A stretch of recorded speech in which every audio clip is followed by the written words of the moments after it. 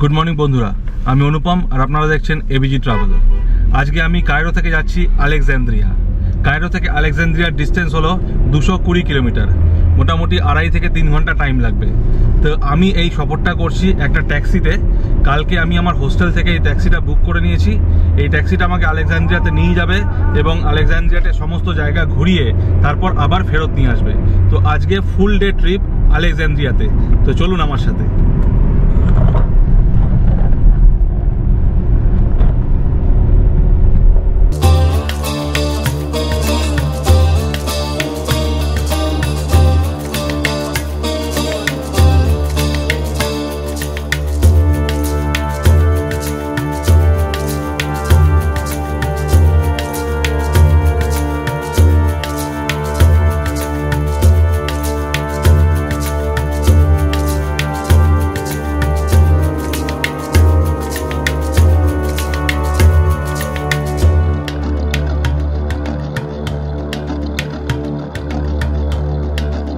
আমার সাথে রয়েছে আমার ড্রাইভার।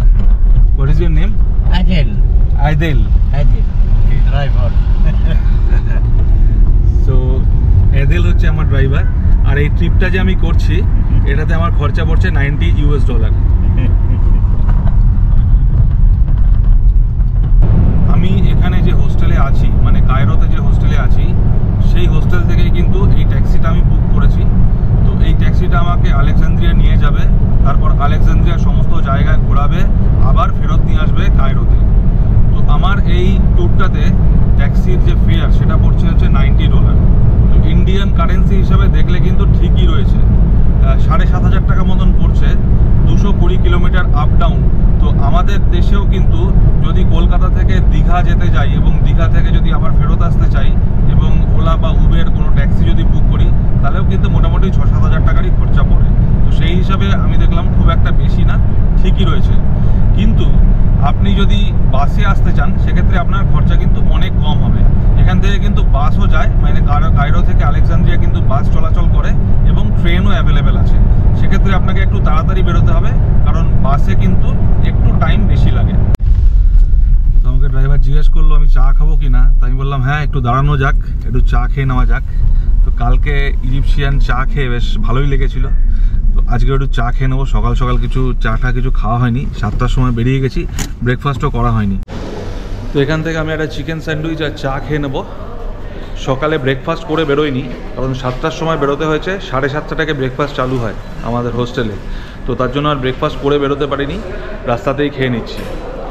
তো চিকেন স্যান্ডউইচের দাম নিচ্ছে হচ্ছে 90 ইজিপশিয়ান পাউন্ড আর চায়ের দাম হচ্ছে অনলি 25 ইজিপশিয়ান পাউন্ড। তো এটা দিয়ে ব্রেকফাস্টটা সেরে তারপর এখান থেকে আবার রওনা হব।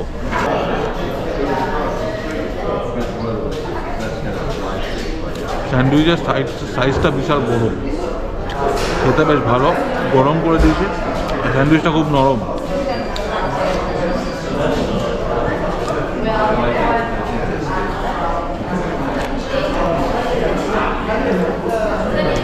স্যান্ডউইচের সাথে চা।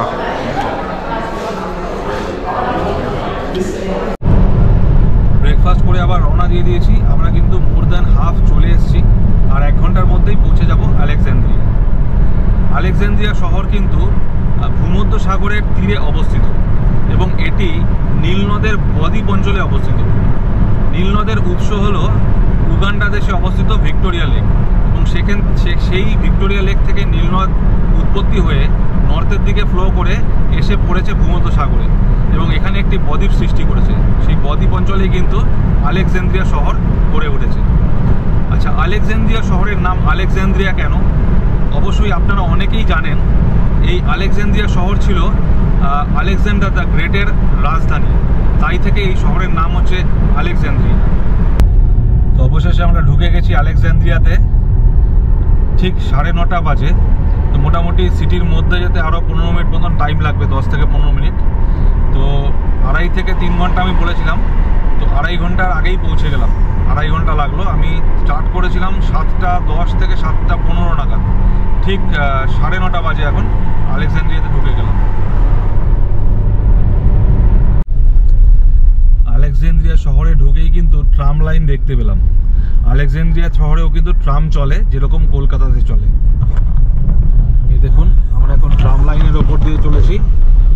যেরকম কলকাতাতে রাস্তায় ট্রাম লাইন বিছানো থাকে সেরকমই এইখানেও রয়েছে। প্রথমে আমি যেখানে যাচ্ছি সেটা হলো কাটাকম অফ কম এল সাকাফা। এইটা একটা সিমেট্রি, এইটা মধ্যযুগের 7 ওয়ান্ডার্সের মধ্যে একটা ওয়ান্ডার্স।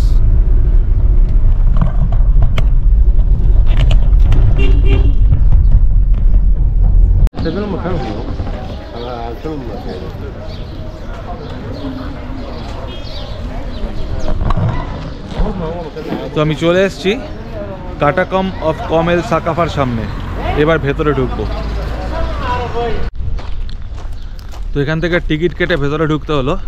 টিকিট হচ্ছে 150 ইজিপশিয়ান পাউন্ড।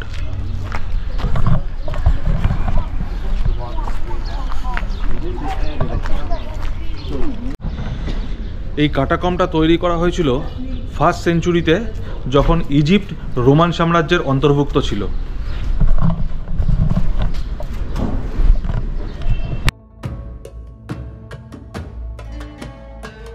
কাটাকম কথার অর্থ হলো ভূগর্ভস্থ সমাধিক্ষেত্র। এই কাটাকমটি ব্যবহার করা হতো 2nd সেঞ্চুরি থেকে 4th সেঞ্চুরির মধ্যে এবং এটি আবিষ্কার করা হয় 1900 খ্রিস্টাব্দে।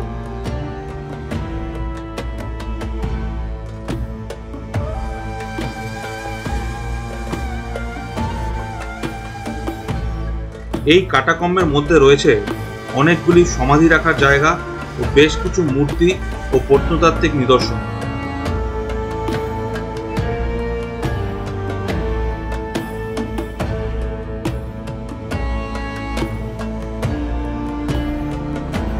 এই সমস্ত মূর্তিগুলির নির্মাণ শৈলীতে মিশরীয় ও রোমান উভয় সংস্কৃতির ছাপ দেখতে পাওয়া যায়। উল্লেখ্য, এই সময় মিশর ছিল রোমান সাম্রাজ্যের অধীনে।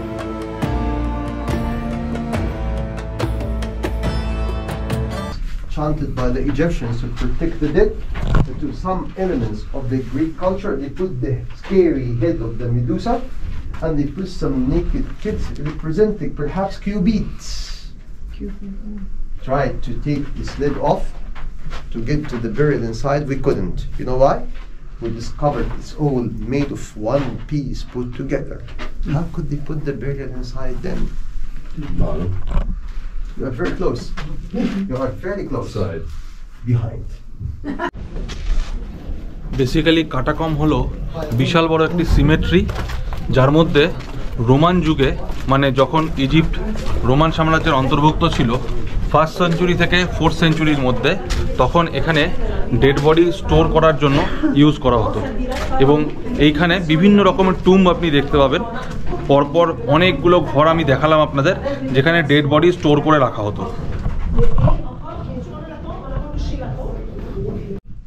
আমি এখন যে এরিয়াটাতে দাঁড়িয়ে রয়েছি এটা হচ্ছে হল অফ ক্যারাকালা। কারাকালা ছিলেন একজন রোমান সম্রাট। ওনার রাজত্বকাল ছিল 198 থেকে 217 খ্রিস্টাব্দ।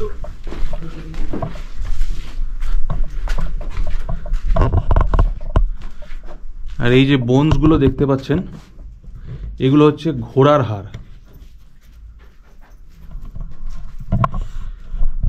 রোমানদের যুদ্ধে যে সমস্ত ঘোড়া ইউজ করা হতো, তারা যখন মরে যেত তখন সেই ঘোড়াগুলোকেও কিন্তু এই সিমেট্রিতেই আনা হতো এবং সেই ঘোড়ার হাড়গুলোই রয়েছে এখানে। কাটাকম দেখে এবার বাইরে বেরোবো। বাইরে আমার ড্রাইভার গাড়ি নিয়ে ওয়েট করছে।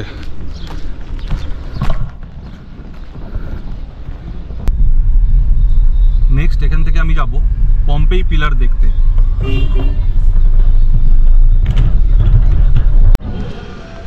চলে এসেছি পম্পেই পিলারে। এখানেও টিকিট হচ্ছে 150 ইজিপশিয়ান পাউন্ড। এখানে যত দর্শনীয় স্থান রয়েছে সেখানে যে টিকিটটা কাটতে হয় সেটা কিন্তু ক্রেডিট কার্ডে কাটতে হয়। আপনি কিন্তু ক্যাশ দিলে হবে না। এখানে কিন্তু ক্রেডিট কার্ডই একমাত্র অ্যাকসেপ্ট করে, ক্যাশ অ্যাকসেপ্ট করে না। ইজিপ্ট যখন রোমান সাম্রাজ্যের অন্তর্ভুক্ত ছিল তখন এই পম্পেই পিলারটা নির্মাণ করা হয়। আনুমানিক 298 থেকে 302 খ্রিস্টাব্দে এই পিলারটার নির্মাণ করা হয়েছিল। এই দেখুন, এই হচ্ছে পম্পেই পিলার। পিলারের সামনে একটা স্ফিংসও দেখতে পাচ্ছেন। ডায়োক্লেটিয়ান নামে একজন রোমান সম্রাটকে শ্রদ্ধা জানানোর জন্যই এই পম্পেই পিলারের নির্মাণ করা হয়েছিল। এ দেখুন, এই পিলারটা কিন্তু বিশাল উঁচু। এই পিলারটা একটি বিজয় স্তম্ভ, যার উপরে সম্রাটের বর্ম পরিহিত মূর্তি ছিল। গ্রানাইটের তৈরি, দেখুন। পম্পেই পিলার থেকে বেরিয়ে এলাম, আলেকজান্দ্রিয়ার ওপর দিয়ে হাঁটছি। ট্রাম লাইন আছে নিচে, দেখতে কিন্তু লাগছে একদম যেন কলকাতার রাস্তা। এই দেখুন, এই দেখুন ট্রাম লাইন গেছে।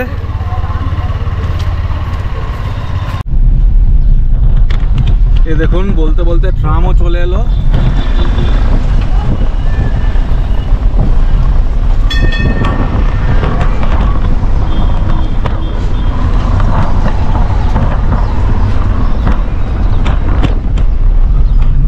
কলকাতার রাস্তায় যেরকম ট্রাম চলে সেরকম এখানেও চলছে। এবার আমি চলে এসেছি রোমান থিয়েটার দেখতে। How much is the ticket? 150। এখানেও টিকিট হচ্ছে 150 ইজিপশিয়ান পাউন্ড, দিতে হবে ক্রেডিট কার্ডে। 30 খ্রিস্টপূর্বাব্দে ক্লিওপেট্রার মৃত্যুর পর ইজিপ্ট চলে যায় রোমানদের হাতে। এখানে সূচনা হয় রোমান সাম্রাজ্যের। ক্লিওপেট্রাই ছিলেন ইজিপ্টের শেষ ফারাও। আর রোমানরা এখানে নিজেদের বিনোদনের জন্য থিয়েটার তৈরি করেছিলেন। সেই থিয়েটারের সামনেই আমি রয়েছি, দেখাচ্ছি আপনাদের। এই হচ্ছে রোমান থিয়েটার। ক্লিওপেট্রার জীবনকাল ছিল 69 খ্রিস্টপূর্বাব্দ থেকে 30 খ্রিস্টপূর্বাব্দ। উনি মাত্র 39 বছর বেঁচে ছিলেন। ক্লিওপেট্রা এবং মার্ক অ্যান্টনির বিখ্যাত প্রেম কাহিনীর পটভূমিও কিন্তু এই আলেকজান্দ্রিয়া শহর। আমি চলে এসেছি এখন রোমান থিয়েটারের একদম সামনে। এই দেখুন, এই হচ্ছে রোমান থিয়েটার।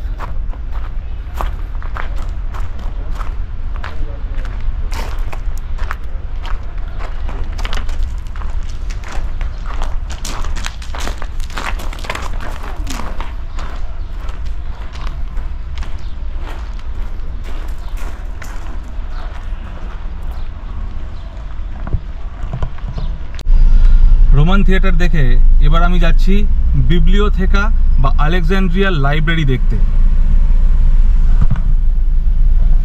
রাস্তায় একটু ট্রাফিক জ্যাম হয়ে গেছে।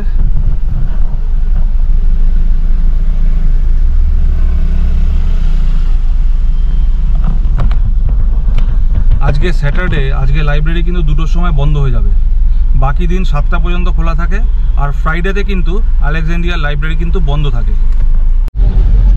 আলেকজান্দ্রিয়ার ঘরবাড়ির স্টাইলে কিন্তু একটা ইউরোপীয় ছাপ দেখা যায়, যেহেতু বহুদিন ধরে রোমানরা এখানে রাজত্ব করেছে এবং তার আগে গ্রিকরা ছিল, তাই জন্য এখানে সমস্ত কিছুর মধ্যে একটা ইউরোপীয় ছাপ পাওয়া যায়।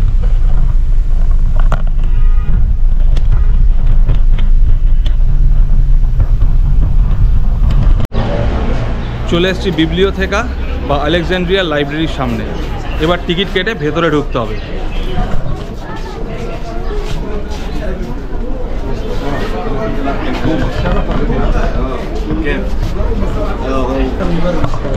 How much is the library ticket? One? 150 Egyptian pound. Okay. এখানেও টিকিট 150 ইজিপশিয়ান পাউন্ড। এখানে কিন্তু আমি ক্যাশে পেমেন্ট করলাম, ইজিপশিয়ান পাউন্ড দিলাম। এখানে কিন্তু ক্রেডিট কার্ডের কথা কিছু বললো না। এই কার্ডটা দিয়ে দিল, ভেতরে এন্ট্রি টিকিট। বিবলিওথেকার বাইরে যার নামে এই শহরের নামকরণ, সেই আলেকজান্ডার দ্য গ্রেটের মূর্তি।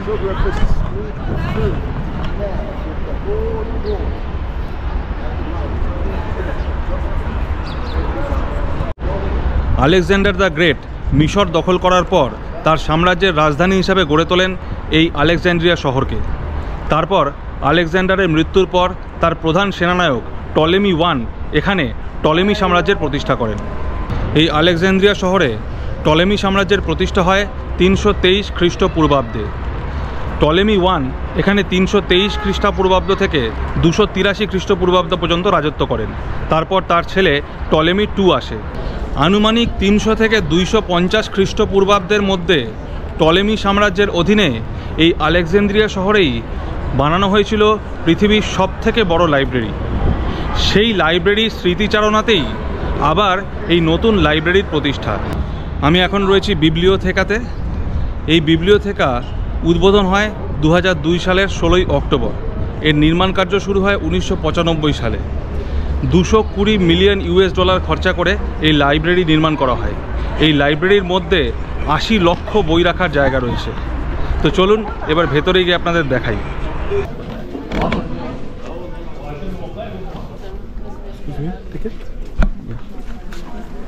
This one.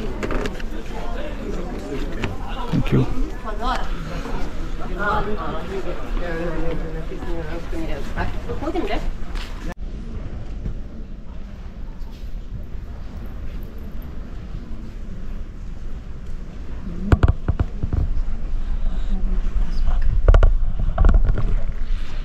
এটা হচ্ছে এই লাইব্রেরির রিডিং সেকশন। এর আয়তন হচ্ছে 20,000 স্কোয়ার মিটার, বিশাল বড়। এখানে পুরনো যুগের সব ছাপার যন্ত্র রাখা রয়েছে।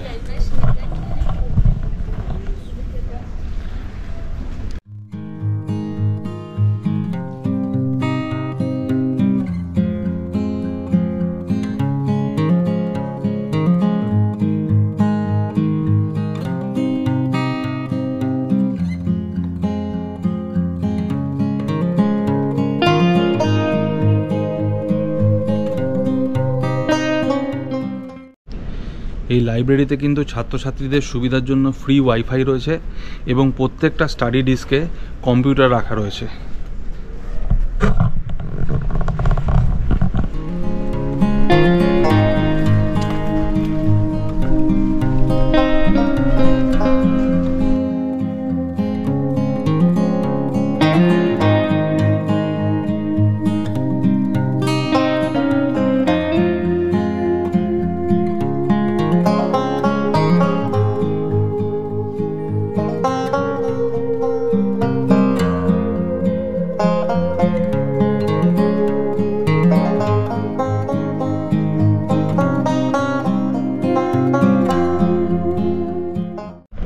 একটা দারুণ জিনিস দেখাচ্ছি আপনাদের। রিডিং সেকশনে ঘুরতে ঘুরতে হঠাৎ চোখে পড়ল গান্ধীজির মূর্তি এই সুদূর আলেকজান্দ্রিয়া লাইব্রেরিতে। এই দেখুন,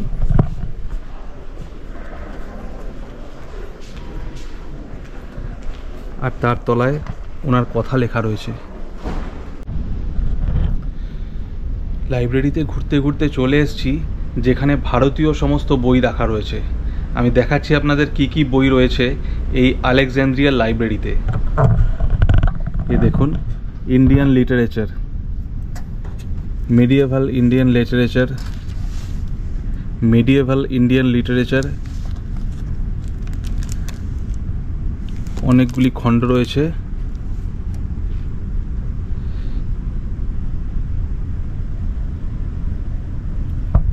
the history of Indian literature, Indian poetry,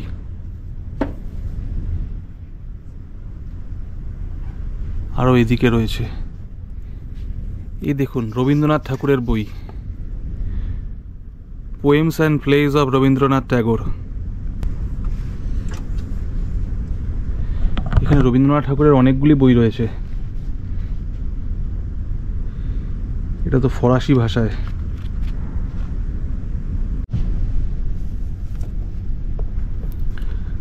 Rabindranath Tagore selected short stories.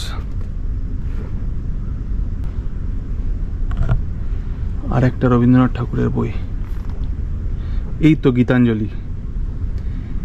এই হচ্ছে রবীন্দ্রনাথ ঠাকুরের গীতাঞ্জলি। দেখুন, গীতাঞ্জলি খুঁজে পেয়ে গেছি। ইজিপ্টে এসে আলেকজান্দ্রিয়া লাইব্রেরিতে রবীন্দ্রনাথ ঠাকুরের গীতাঞ্জলি হাতে আমি দাঁড়িয়ে রয়েছি।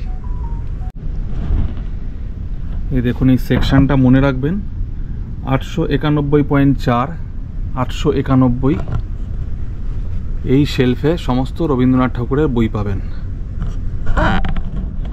আপনাদের বলে দিলাম, যদি আপনাদের মধ্যে কেউ আলেকজান্দ্রিয়া আসেন আর এই লাইব্রেরিতে ঢোকেন, তাহলে রবীন্দ্রনাথ ঠাকুরের বই খুঁজতে আর অসুবিধা হবে না। লাইব্রেরি থেকে বেরিয়ে এবার আমি যাচ্ছি সিটাডেল অফ কাইট বে দেখতে। সিটাডেল অফ কাইট বে কিন্তু একদম ভূমধ্যসাগরের তীরে রয়েছে। তো ওইখান থেকে কিন্তু ভূমধ্যসাগর খুব ভালো করে দেখা যাবে, আমি দেখাবো আপনাদের। এই সিটাডেল অফ কাইট বে তৈরি করেছিলেন আল আশরাফ কাইট বে নামে একজন সুলতান 1477 থেকে 1479 খ্রিস্টাব্দের মধ্যে। চলে এসেছি সিটাডেল অফ কাইট বেতে। অল্প অল্প বৃষ্টি পড়ছে। আমার ঠিক সামনে হচ্ছে কাইট বে ফোর্ট বা সিটাডেল অফ কাইট বে।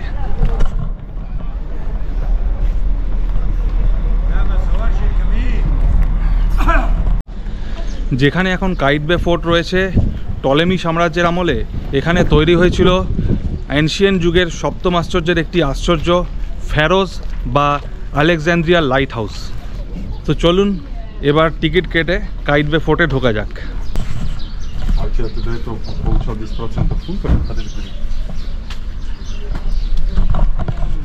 টিকিট হচ্ছে 150 ইজিপশিয়ান পাউন্ড। ঢুকে গেছি সিটাডেল অফ কাইট বেতে।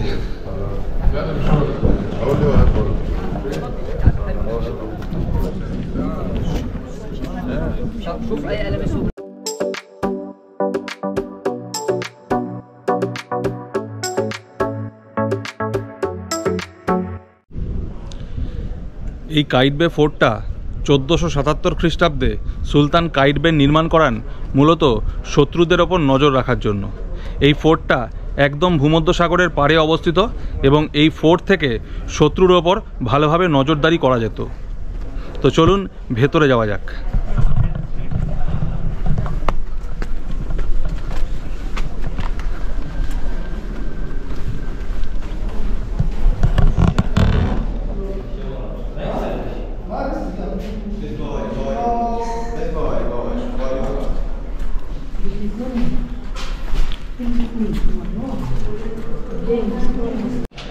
এই সিটাডেলের ফার্স্ট ফ্লোরে একটা মস্ক রয়েছে। তো আমি এখন চলে এসেছি এই মস্কের মধ্যে। এই দেখুন, এই হচ্ছে মস্ক।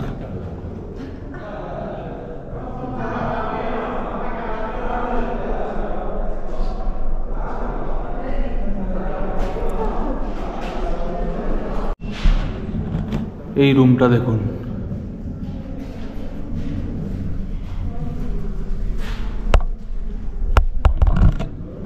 এই রুমের বাইরে লেখা রয়েছে যে এই রুমটা ইউজ করা হতো শস্য পেশাই করার কাজে। কোনো গবাদি পশুকে কাজে লাগানো হতো শস্য পেশাই করার জন্য এবং এই শস্য পেশাই করে এই শস্য দিয়ে সোলজারদের জন্য খাবার তৈরি করা হতো। এবার চলুন সিঁড়ি দিয়ে উপরে ওঠা যাক।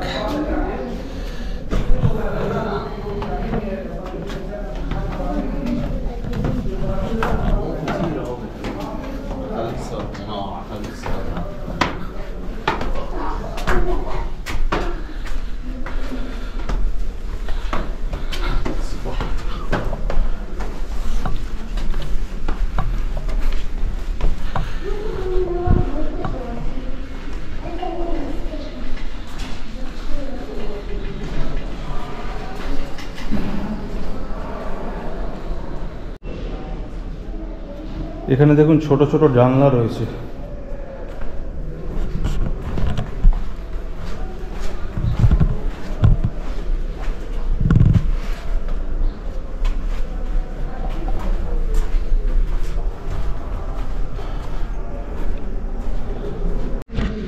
এই ফোর্টের ওপরে এই জানলাগুলো দেখুন, এখান থেকে কিন্তু পুরো সমুদ্র দেখা যায়। সমুদ্রে দিয়ে যদি শত্রু প্রবেশ করে তাহলে এখান থেকে কিন্তু খুব ভালো রকম নজর রাখা যাবে।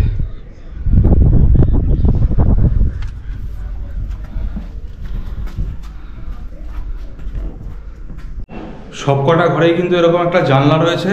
এখানে প্রচুর ঘর রয়েছে এই ফোর্টের মধ্যে, আর জানলা দিয়ে খুব সুন্দরভাবে সমুদ্র দেখা যায়।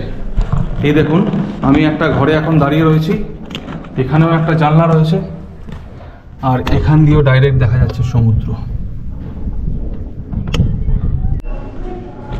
কি অবস্থা দেখুন, সব জায়গাতেই আঁকিবুকি কেটে রেখেছে। শুধু আমাদের দেশে না, পৃথিবীর সব দেশেই লোকজন এরকম মনুমেন্টের গায়ে গিয়ে নিজেদের নাম খোদাই করে রেখে আসে। ভারী বাজে রকমের অসভ্যতা এটা। এই দেখুন কি লেখা রয়েছে, Sultan Ivan. It is a wide room with 2 windows. It overlooks the citadel courtyard and it uses by the garrison commander to follow up the training at citadel courtyard. On the other side there was the North Sultan Ivan for watching the ships coming from the sea. যেটা এতক্ষণ আপনাদের বলছিলাম, এই জানলাগুলো দিয়ে নজর রাখা হতো সমুদ্র থেকে কোনো শিপ আসছে কিনা, এবং এই যে দুটো জানলা এখানে দেখছেন, এটা দিয়ে কিন্তু নিচে যে ট্রেনিং চলতো কমান্ডারদের সেটাও এখান থেকে দেখা যেত। আপনাদের দেখানোর জন্য উঠে পড়লাম জানলার ওপরে, যেটা লেখা ছিল একদম ঠিক।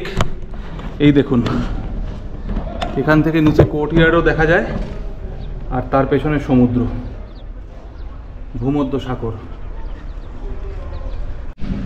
এবার একটু ওপরে উঠে ভূমধ্যসাগরের দর্শন করাবো আপনাদের।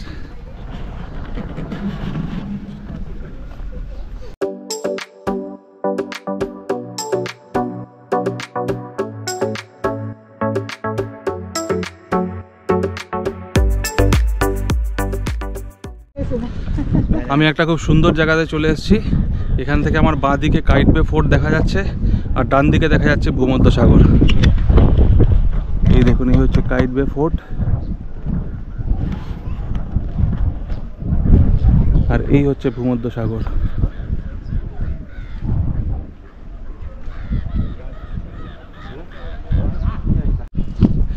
এখন যেখানে এই কাইট বে ফোর্টটা রয়েছে, ঠিক একই জায়গায় টলেমি সাম্রাজ্যকালে গড়ে উঠেছিল লাইট হাউস ফ্যারোস, যেটা ছিল অ্যানশিয়েন্ট যুগের সপ্তম আশ্চর্যের একটি আশ্চর্য। 1303 এবং 1323 সালে দুটি ভয়াবহ ভূমিকম্পে সেই লাইট হাউসটা ক্ষতিগ্রস্ত হয়ে একেবারে ভেঙে পড়ে এবং সমুদ্রের তলায় তলিয়ে যায়। কাইট বে সিটাডেল দেখে নিচে নেমে এলাম আর আপনাদের ভূমধ্যসাগরেরও দর্শন করালাম। এবার এখান থেকে বেরিয়ে যাব। কাইট বে সিটাডেল থেকে বেরিয়ে আমি একটা রেস্টুরেন্টে ঢুকে পড়লাম। আজ দুপুরের লাঞ্চটা এখানেই করব। This is for grill and this is for fry. This only the prawn fish is there or any other fish? This one? So is this for fried? This and this for fried and this for green. Fried, green. Okay. This is which fish? This kind of hamur. Huh? Kind of hamur. Hamur. Yes, kind of. Kind of hamur. Okay, I don't know which fish is good. You just suggest me. You can suggest me which is good. This 700. 700. Yes. This 5, 700, 500, and 700. 270 pounds. This is 270. No, this. And This one. Yes. 270 pound. Yes. Grill. Yes. Okay, give me this one. 270 pound grill. You need it grill and open or open the middle without bones or with tomato sauce and open. Yeah, with bones, without bones, tomato sauce. Okay. هاتوا كده بورية. You need one? One. তো এটা কিন্তু একটা authentic রেস্টুরেন্টের মতন না। তো প্রথমে কাঁচা ফিশ যে আছে ওখানে রাখা রয়েছে মাছগুলো, তার মধ্যে থেকে আপনাকে পছন্দ করে দিতে হবে। তারপর আপনার পছন্দ মতন ওরা ফ্রাই করে দেবে বা গ্রিল করে দেবে। তার সাথে আপনি চাইলে রাইস নিতে পারেন এবং সাথে স্যালাড নিতে পারেন এবং এরিয়েটেড ড্রিঙ্কস যেটা আপনার পছন্দ সেটা নিতে পারেন। আমি এখানে বসে গেছি, এখানে বসে একটা ফিশ পছন্দ করে দিয়ে এলাম, সেটা আমাকে গ্রিল করে দেবে আর সাথে একটু রাইস বলে দিলাম। তো ওটা আজকে দুপুরের লাঞ্চ হিসেবে ওটাই খেয়ে নেব। আর যেখানে আমি বসে আছি জায়গাটা খুবই সুন্দর, একদম ভূমধ্যসাগরের পাড়ে। আমি এখান থেকে সমুদ্র দেখতে পাচ্ছি, আপনাদেরও দেখাচ্ছি।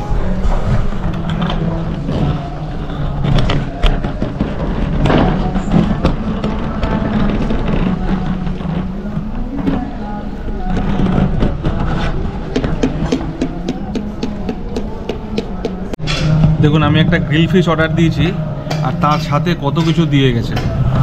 এগুলো কিন্তু সব ফ্রি অফ কস্ট দিয়ে গেছে।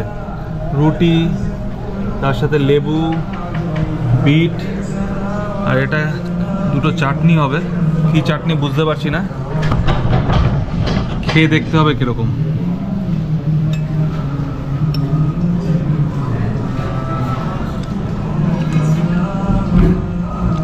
না, ভালোই খেতে। অনেকক্ষণ অপেক্ষার পর অবশেষে চলে এসেছে আমার গ্রিল ফিশ, আর সাথে আমি রাইস বলেছিলাম। এই দেখুন, এই হচ্ছে গ্রিল ফিশ আর সাথে হচ্ছে রাইস। অপেক্ষা করতে করতে আমি একটা রুটি খেয়ে ফেলেছি। বিট আর যে স্যালাড দিয়েছিল, স্যালাড না সস যে দিয়েছিল সেটা দিয়ে খেয়ে নিয়েছি। এবার আমার যে খাবার সেটা খাবো।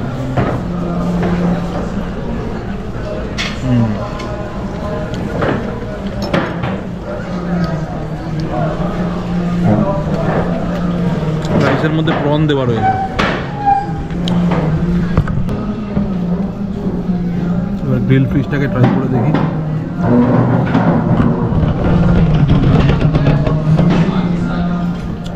গ্রিল ফিশটা কিন্তু অসাধারণ, দারুণ খেতে। এবার একটু ভালো করে খেয়ে নিই, পরে কথা বলবো। খাওয়া হয়ে গেল। ভূমধ্যসাগর দেখলাম, ভূমধ্যসাগরের তীরের সবথেকে বড় শহর দেখলাম, ভূমধ্যসাগর থেকে তুলে আনা মাছ খেলাম। এবার আবার কায়রোতে ফিরে যাব। আলেকজান্দ্রিয়া থেকে যাওয়ার আগে আমি আমার ড্রাইভারকে বললাম যে মেডিটেরিয়ান সি এর কাছে একটু গাড়িটা দাঁড় করাতে। আমি চলে এলাম একদম সমুদ্রের সামনে।